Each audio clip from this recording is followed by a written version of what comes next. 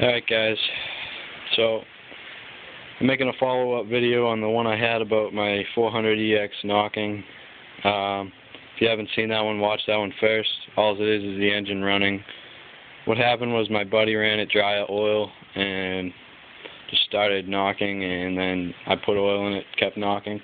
So it pretty much fucked up a lot of the shit inside. So I was just wondering what you guys are thinking now.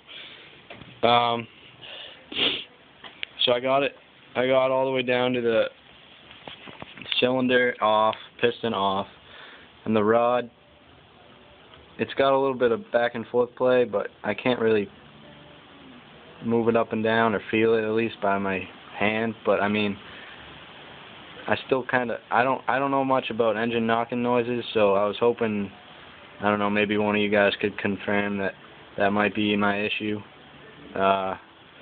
Someone else said the cam chain and the tensioner, the chain seemed tight and the tensioner seemed good, so I kind of ruled that one out.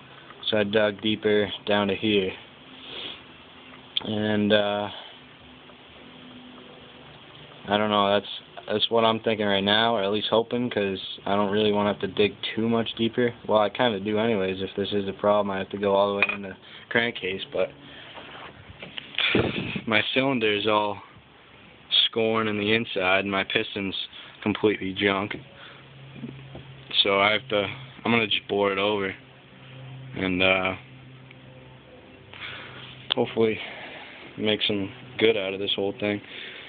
But I don't know. Yeah, let me know what you think about that rod. If it's not the rod, let me know. I don't know if that's normal. I don't know. Like I said, I just want some other opinions. Alright guys, thanks. Let me know what you think.